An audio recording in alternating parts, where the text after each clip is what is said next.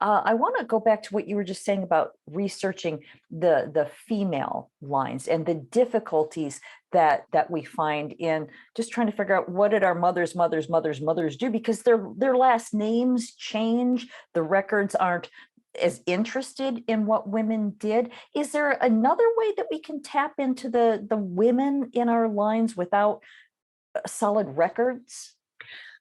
Yes. Yes, there is.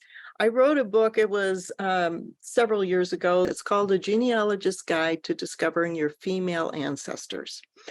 And in that book, I break down record sources, or sources, I should say, by those created about women, like the passenger list is created about her. She didn't create it. And those sources created by women. Some of those sources may be needlework, maybe samplers and that kind of thing. Some of it may be letters and diaries. Some of it may be other home sources, recipes and recipe books that can give us clues about our female ancestors' lives. Let me just mention here that the updated version of that book is called Telling Her Story, A Guide to Researching and Writing About Women of the Past, and it's available on Amazon, and it expands on the previous book. Just wanted to point that out. So I give ideas for other things, other sources in researching women, plus sources you may not think about. For example, a lot of women in the 19th century, not a lot, but a fair share of women in the 19th century petitioned for divorce. But they never went through with it because their children would be taken away from them. But they went ahead and petitioned, and it created a record. And it created an interesting record that talked about her marriage and why she was petitioning for divorce. So again, that's another area that could need healing for her. Somebody is listening. Somebody gets why I petitioned. I never could file for divorce because my children would be taken away from me, but somebody gets that my husband was beating me, and that's why I filed. So there are a lot of records created about women, or women created themselves, or sources that they created themselves that can give us insight into their lives and where some healing might be needed. Mhm. Yeah, and I know that a lot of those files aren't yet available online because I mean it takes time to scan them and upload them and transcribe it. So it's not like everything that exists is available on Family Search or on Ancestry, et cetera. Sometimes you have to actually go to their hometown. So I'm sure you've done this. So in your experience, what's it like to actually walk in the footsteps of the ancestors and to touch the documents that has their ink on it? Well, first of all, I want to say that you can always hire somebody in the locality to look for records. Like this woman I'm working on who was committed to the insane asylum. There are records at the Historical Society in Connecticut. I have to go there in person to look at them, but I had a Zoom meeting with the Historical Society director, and she went through some of the documents, so I know what's there. So you can do a lot long distance, but there is nothing like walking where your ancestors lived. And when I do that, I'm not necessarily going for the records unless there happens to be letters and diaries that I want to see and read in their own words. I'm going to get a sense of the place. Like with my umbilical line, my matrilineal line, which is Irish, fortunately, the house at the time was still standing. It's since had a fire, unfortunately, but I was able to go and walk where my great grandmother lived and touch the building and touch the bricks and everything where she was. And I think that's also healing for us both, because somebody cares. And isn't that really all we want, is to know somebody cares about us? Nobody wants to die and think they won't be remembered. And the further back you go, great-grandparents, great-great-grandparents, or whatever, who remembers them? You do. Through your research and your writing, you remember them. You honor them. I want to read you a quote. This came from an article by Dr. Judith Rich. And the article, you can Google it, it's called Healing the Wounds of Your Ancestors. And she said, "You are the one who can heal old wounds for your entire lineage.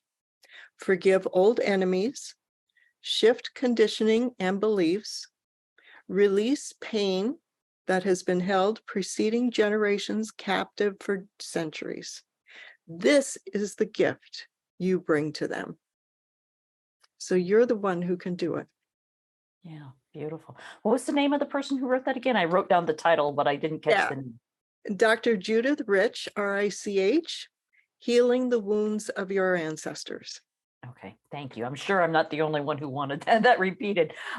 Yeah, again, going back to the mothers, the fact that their last names were dropped, although sometimes they passed it down as a middle name, but for the most part, the women are the ones who are going to be forgotten more than anyone else. And I think you really hit the nail on the head there, that nobody wants to be forgotten. And so by us remembering them, even if we don't know their last names, even if we never learn their first names, just acknowledging that they existed and they were part of our existence, I think is tremendously healing. Do you agree? Oh, I totally agree. And genetically speaking, the mitochondrial DNA does not mutate as much as the other parts of the DNA when it's passed down. And the mitochondrial DNA, mtDNA, can only be passed through the female line. So what I inherit as my mtDNA is the same as my grandmothers, my great-grandmothers, my great-great-grandmothers, my great-great, all the way back in that lineage. My memoir, I've written a few books. My memoir, Inheriting the Gordon Hips, was about my search for where did I get these hips? And so I explore the mitochondrial DNA in one of those essays, Inheriting the Gordon Hips, how my DNA, a portion of it, is exactly the same as my ancestor 15 generations ago. There's physical connection. This is not just a line on a pedigree chart. I have the same DNA. I may not have the same DNA as some of my other ancestors because it's mutated so much, but I do for my umbilical line. And it's passed down to my daughter and then to my granddaughters, but it's passed on to the male, but stops. Men cannot pass this on, only women can. So it's an amazing physical connection to our ancestors that most people don't even realize they have. Wow. Oh my God. I guess I kind of knew that, but I never made the connection that you just drew so clearly. Oh my God, it's just, it's mind blowing thinking of, how this just goes back so far and will continue to go forward. And these are the nameless people. They will forever be nameless. Like I know that my mom's dad, they had the same last name for generations back.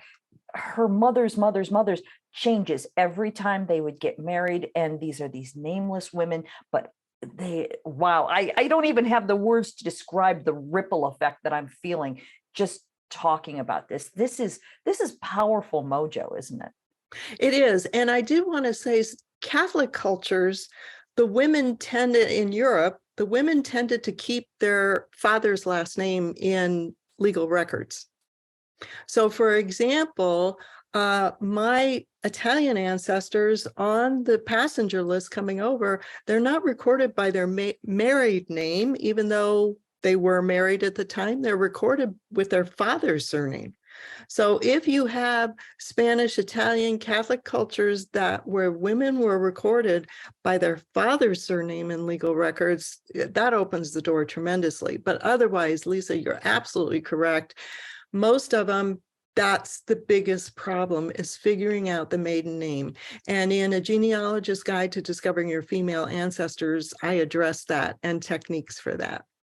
Perfect, perfect. I know on my mother's lineage, the name, the spelling of the name, because it's a really complex, possibly Polish, possibly Prussian. I don't even really know what country it was because the borderlines changed so much, and the spelling of the last name varies so widely that I don't know if I'll ever really know where these women actually originated. So yeah, I've actually got a copy of that book, so I'm going to have to go tap into that and learn a little bit more about what we're talking about. We are so close to out of time. I've just been gabbing because I'm so fascinated by your work. I want to make sure that I mention your website. You've got two. One is the genealogymedium.com, and the other one is sharoncarmack.com. What's the difference between those two sites? The genealogymedium.com focuses more on my mediumship work and my combination of genealogy and mediumship. SharonCarmack.com is my business website with my husband, and that primarily focuses on genealogy research and our genealogy projects. But they both link to each other. So if you get to one, you can find a link for the other. Okay, perfect. Wow. Well, thank you so much for being with us today, Sharon. This has been so interesting. I don't want to let you go. Is there anything that we've left out that you want to make sure that we talk about, or do you feel like we've covered enough? I think we've covered enough. I just can't stress the importance that if you do nothing else but talk to your relatives about your ancestors, find out who they were from relatives, even that sends out the vibration to them that you're thinking about them, you care about them. That's a good step too. You don't have to do the research. You can just talk to your relatives and find out about your grandparents if they're no longer living, and great grandparents and aunts and uncles. Don't forget the collateral relatives. We call those collateral relatives. Ancestors are the lineage, grandparents, great grandparents, etc. Collaterals are the aunts and uncles and cousins. We all can use healing. So learn as much about your family from talking with your relatives, and the holidays are always a good time for that. But even if it's not around the holidays, you can do it anytime. And at least get started that way and thinking about your ancestors.